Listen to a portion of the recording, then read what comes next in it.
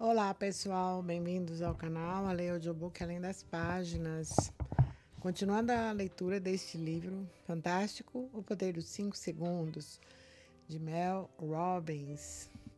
Hoje entramos na parte 2 com o capítulo 5, A Coragem no Dia a Dia. Eu aprendi, com o passar dos anos, que quando alguém toma uma decisão, isso diminui o medo. Saber o que deve ser feito afasta o medo. Rosa Parks. Antes de ter criado a regra dos 5 segundos, se você me pedisse para citar exemplos de coragem, eu faria uma lista de grandes figuras da história. Nunca diria que a coragem é o que se precisa ter em certos dias para sair da cama, para falar com seu chefe, para atender ao telefone ou subir em uma balança. Eu teria dito que coragem é uma palavra usada para descrever atos de imensa bravura. Pessoas corajosas, pela minha perspectiva, eram vencedores do Prêmio Nobel como Malala Yousafzai, Lyman Grobe, Dalai Lama, Aung San Suu Kyi, Nelson Mandela e Elie Wiesel. Eu pensaria em Winston Churchill e na Grã-Bretanha, se unindo para lutar contra a Alemanha nazista, Rosa Parks defendendo seus direitos para continuar em seu assento no ônibus e Muhammad Ali, mantendo-se firme em relação às próprias crenças religiosas e recusando-se a ir lutar na guerra do Vietnã. Eu me lembraria de Helen Keller, que triunfou sobre a própria deficiência em prol dos direitos de outras pessoas, de Sir Ernest Shackleton, que superou dificuldades gigantescas para resgatar a tripulação do Endurance na expedição à Antártida, ou de Galileu, que desafiou a Igreja Católica pensando no progresso da ciência. Entretanto, depois de usar a regra durante anos e ouvir relatos de tantas pessoas espalhadas ao redor do mundo, aprendi algo muito importante. A vida do dia a dia está cheia de momentos que são assustadores, incertos e difíceis. Encarar esses momentos e destravar as oportunidades, a magia e a alegria na sua vida é algo que requer uma coragem tremenda. Coragem é precisamente o que a regra dos 5 segundos dá a você. Ela deu a Josie a coragem de acreditar em seu valor e pedir um aumento de salário. Eu fiz uma escolha em 5 segundos ou menos. Conversar com meu chefe sobre o meu aumento, que era merecido. Estava determinada a mostrar a ele o quanto eu valho. Consegui um aumento de $2 por hora de trabalho. Quando ele pediu o aumento, recebeu uma surpresa em seu próximo lerite. Um aumento ainda maior. Meus chefes me surpreenderam uma semana depois. Quando olhei para o meu pagamento, vi que eles haviam acrescentado $1. Fazendo com que o aumento total fosse de $3 por hora. Fiquei surpreso. Pensei no que ele disse durante a nossa conversa. Você é valioso demais. E sem hesitação, ele concordou com o aumento de $2 hora que eu havia pedido. A leitura e a filosofia me deram coragem e equilíbrio. Novamente, meu muito obrigado e boa sorte. Estou aqui se você precisar de mim algum dia. Seu amigo, Josie. A regra deu a Bryce a coragem de investir 2 anos de sua vida para escrever um livro de culinária. E ele não parou por aí. Conseguiu um acordo com uma livraria da rede Barnes & Noble para uma noite de autógrafos. Como o próprio Bryce diz, você pode conquistar qualquer coisa pela qual tenha paixão e esteja disposto a trabalhar. Sabe o que é ainda mais incrível? Bryce tinha somente 15 anos na época. Depois de 2 anos de dedicação e esforço, publiquei o meu primeiro livro de receitas, Things to Bring My Family When I Die, em tradução livre, Coisas para trazer para minha família quando eu morrer. Mas eu queria me impulsionar a ir um pouco mais longe. Queria contar a especialista em coaching, motivadora e especialista em análises jurídicas da CNN, Mel Robbins, a respeito do livro. Segundos depois, comecei a escrever um e-mail que iria mudar a minha vida. Você é incrível, Mel. O mundo precisa de mais pessoas como você para nos ensinar a alcançar as estrelas. A regra ajudou Martin a superar 9 anos de uma desculpa atrás da outra para voltar à escola e se dedicar a um mestrado que vai lhe proporcionar uma carreira mais gratificante. Como parei de se auto-sabotar? Oi, Mel. Eu assisti à sua apresentação no TED Talks essa noite e achei bastante engraçada, reveladora e, acima de tudo, me deu vários motivos para refletir. Por sofrer com problemas relacionados à depressão e à ansiedade desde que me formei na universidade, já depois dos 30 anos, eu vinha pisando com força no freio durante os últimos 9 anos, inventando uma desculpa atrás da outra para não voltar e me dedicar ao mestrado. E desde então fiquei preso em atividades administrativas básicas. Segui seus conselhos. Peguei os meus velhos livros didáticos para poder relembrar alguns conteúdos dos meus estudos anteriores e comecei a procurar na internet por um mestrado adequado. Obrigado por me dar o chute no traseiro que eu precisava levar. Sei que ainda estou na parte mais baixa da montanha e começando a dar os meus primeiros passos. E também sei que vou tropeçar. Mas agora tenho certeza de que há pessoas como você, que são uma inspiração e a quem posso recorrer para conseguir voltar a progredir. Muito obrigada. Juanita aprendeu a escutar e confiar em sua sabedoria interior. Em vez de pensar em procurar um emprego em uma empresa que sua amiga recomendou, ela pegou o telefone e ligou na mesma hora. E sabe o que ela conseguiu? Exatamente o que ela se motivou a buscar e conseguir: o emprego dos sonhos. História com a regra dos 5 segundos. Eu vinha refletindo muito sobre mim mesma, procurando um novo emprego, me perguntando o que eu queria. Parei de dizer a mim mesma que estava bem no emprego atual. Não conseguia mais negar o fato do que queria. Precisava e merecia mais. Minha amiga mencionou pela terceira vez uma empresa para mim. Eu assisti à sua palestra no TED Talks e disse a ela que queria desligar o telefone e ligar para aquela empresa na mesma hora. E liguei. O resultado foi que agora eu tenho um novo emprego e estou trabalhando nessa empresa. É melhor do que qualquer outro emprego para o qual eu já havia sido entrevistada. Comecei a trabalhar na semana passada. A regra dos 5 segundos é demais. Obrigada. Aprender sobre a regra dos 5 segundos foi um ponto de virada para Gabe. Depois de perceber que era responsável por tudo o que acontecia na minha vida, Gabe usou a regra para mudar sua história e abriu sua própria empresa de realidade virtual.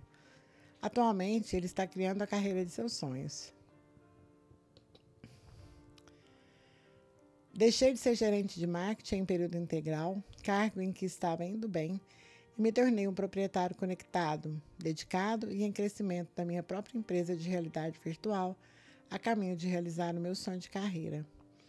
Eu não me importava de estar indo bem, mas esqueci que eu era responsável por tudo o que acontecia na minha vida. A vida de Christine mudou para sempre, porque o seu namorado agora encontrou uma maneira de lutar contra a sua dependência de drogas. Sempre que sente o desejo de voltar, ele usa a regra dos 5 segundos para lutar contra o vício e retreinar a mente. Ele faz a contagem regressiva, 5, 4, 3, 2, 1, para ativar um novo comportamento e sua mentalidade muda. Então, consegue enfrentar o dia de forma mais tranquila. Olá! Vi a sua palestra no encontro da família Sense no verão passado. Meu namorado e eu estávamos na plateia.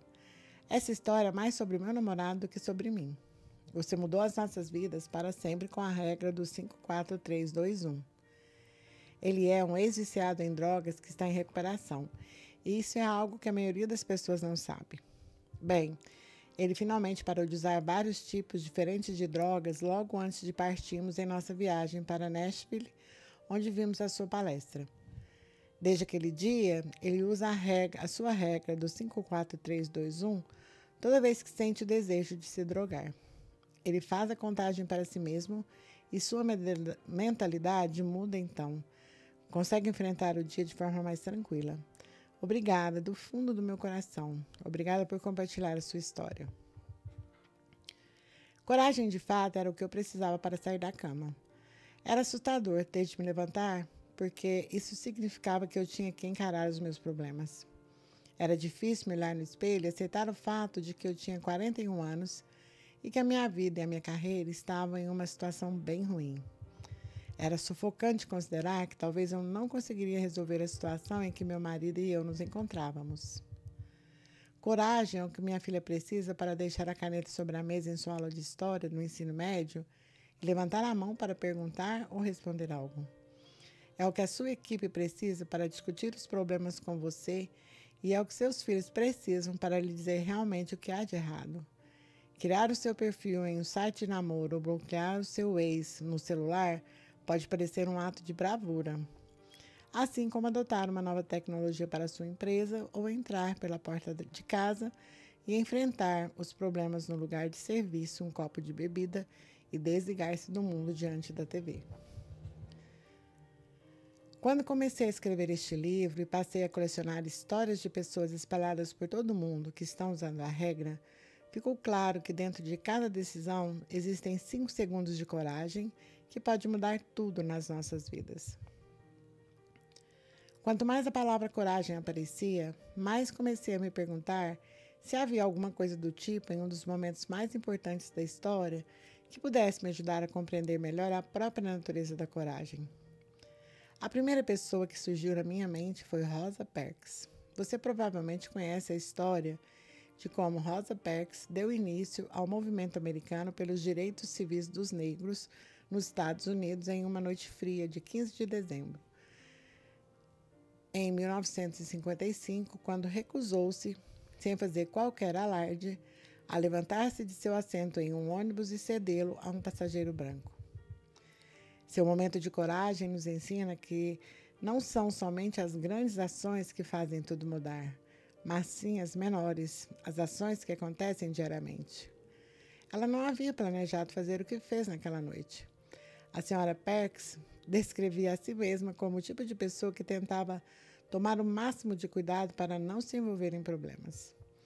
A única coisa que ela havia planejado fazer naquela noite era voltar para casa após um longo dia de trabalho e jantar com o marido. Era somente uma noite como qualquer outra, até que uma decisão mudou tudo.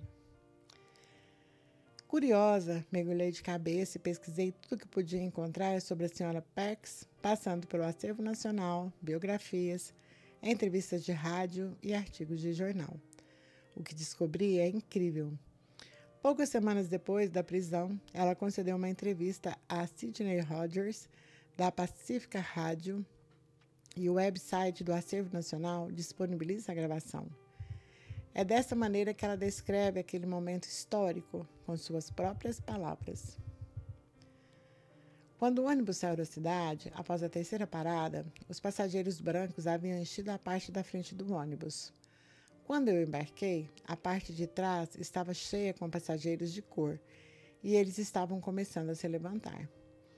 O assento que ocupei era o primeiro assento onde os passageiros negros, que eles pegam quando nessa linha. O motorista anunciou que a parte da frente do ônibus estava cheia de passageiros brancos e que 2 ou 3 teriam que ficar em pé. Ele olhou para trás e exigiu os assentos que estávamos ocupando. Os outros passageiros, com muita relutância, cederam seus assentos, mas eu me recusei a fazer o mesmo. O motorista disse que, se eu me recusasse a sair do assento, teria que chamar a polícia. E disse a ele: então, chame a polícia. Em seguida, o entrevistador fez a pergunta de $1 milhão. Qual foi o motivo que fez com que você decidisse ser a pessoa que, depois de todos aqueles anos das leis de Jim Crow e segregação, o que fez com que você decidisse, naquele momento específico, que iria ficar naquele assento? Ela respondeu de maneira bem simples. Senti que não estava sendo tratada da maneira certa e que tinha o direito de ficar com o assento que havia ocupado como passageira daquele ônibus. Ele a pressionou novamente com uma pergunta, enfatizando que ela já havia sido maltratada durante anos e que saber o que fez Rosa Parks decidir naquele momento. E na entrevista ela ficou em silêncio por um segundo e disse: chegou um momento em que percebi que havia sido forçada ao máximo em que aguentava ser forçada, eu suponho. O entrevistador perguntou se ela havia planejado fazer aquilo. E ela disse, não. Ele perguntou se aquilo simplesmente aconteceu. Ela concordou, dizendo que, de certa forma, simplesmente aconteceu. Este é um detalhe crítico. Rosa Parks não hesitou e nem pensou nas consequências. Aconteceu tão rápido que ela simplesmente escutou seus instintos. Eu não estava sendo tratada da maneira certa e forçou-se a seguir o que esses instintos diziam. Como ela não hesitou, não houve tempo para que ela se convencesse a não prosseguir. Coincidentemente, 4 dias depois, naquela mesma cidade de Montgomery, no estado do Alabama, em 5 de dezembro de 1955, ocorreu outra decisão tomada em 5 segundos que mudou a história. A Associação para o Melhoramento de Montgomery foi formada em resposta à prisão da Sra. Parks, e um pastor negro de 26 anos de idade foi eleito por seus correligionários para liderar os 381 dias de boicote aos ônibus que se seguiram. Sobre ser nomeado para liderar o boicote naquela noite, o jovem pastor escreveu posteriormente. Tudo aconteceu tão rápido que eu não tive tempo de pensar nas consequências.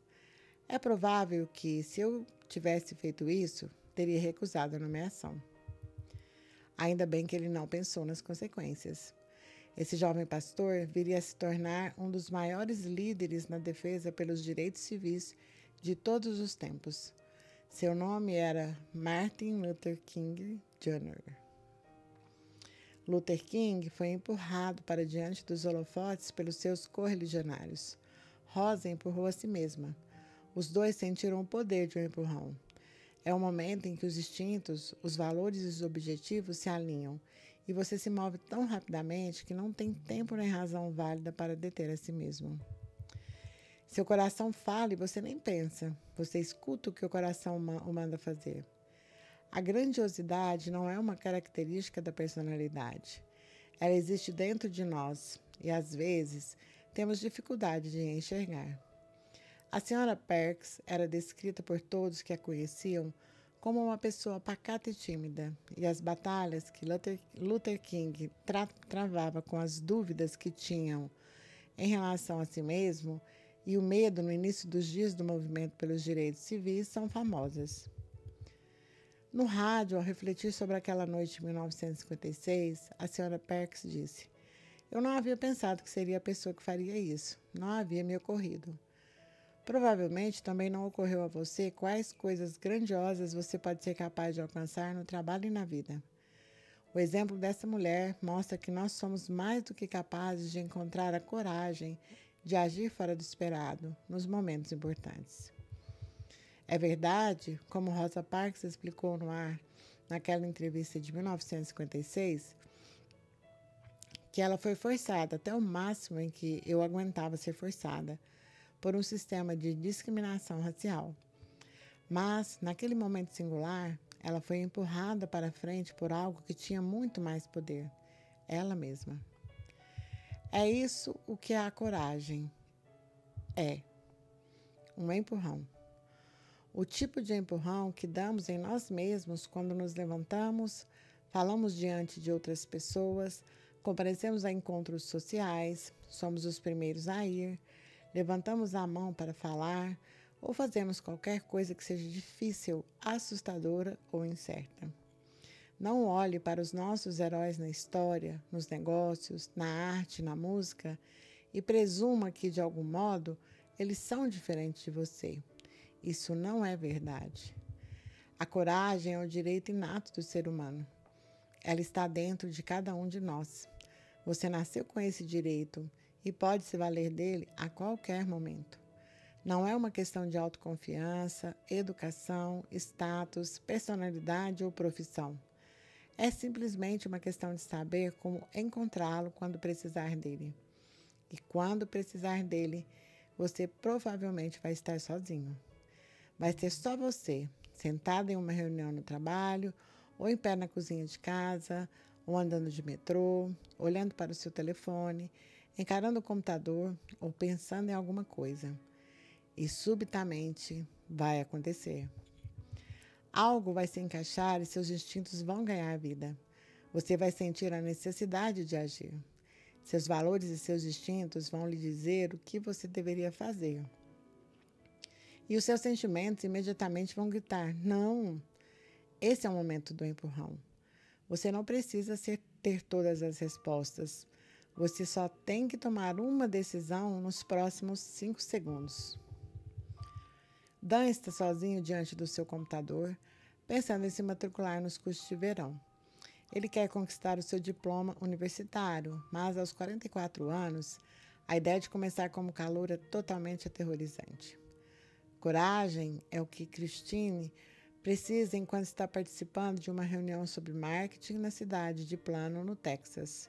Ela tem uma ideia maravilhosa para compartilhar, mas pensa: será que isso vai parecer uma coisa estúpida? Tom está em um bar em Chicago. No momento em que ele vê aquela mulher, ele não consegue desviar os olhos. Ele pode voltar a dar atenção aos amigos e fingir que se importa com o jogo de futebol americano que estão discutindo, ou encontrar coragem para começar a andar em direção à moça. Toda a organização de vendas de uma empresa especializada em softwares de controle financeiro está se sentindo desanimada em Nashville. Eles alcançaram suas metas durante 3 anos seguintes e as cotas acabaram de ser aumentadas outra vez.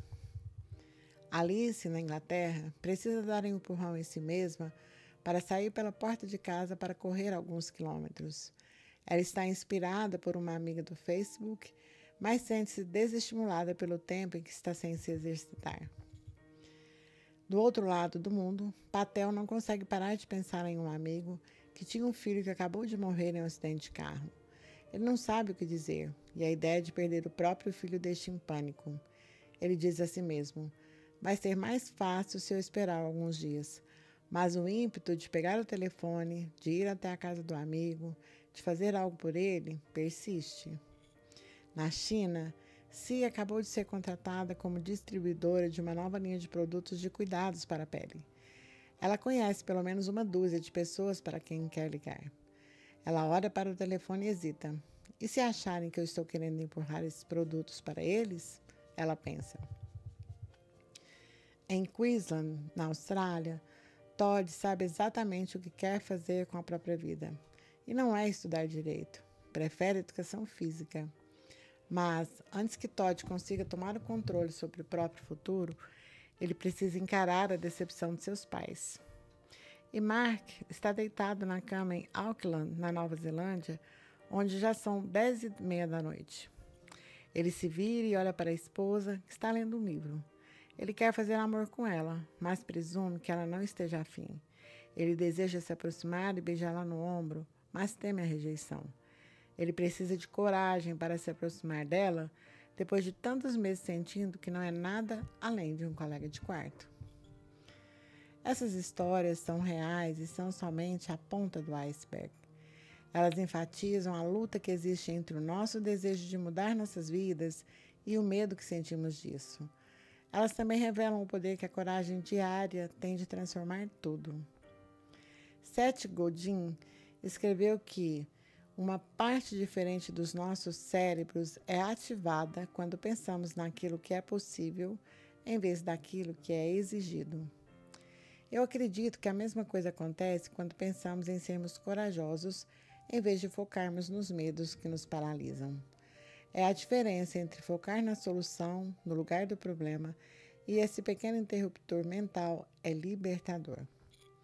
Há algo muito poderoso no ato de estruturar a minha luta para levantar da cama, a luta de Patel para ligar para o amigo, a luta de uma organização de vendas para abraçar uma meta mais ambiciosa e a luta de Alice para se exercitar na forma de atos de coragem do dia a dia.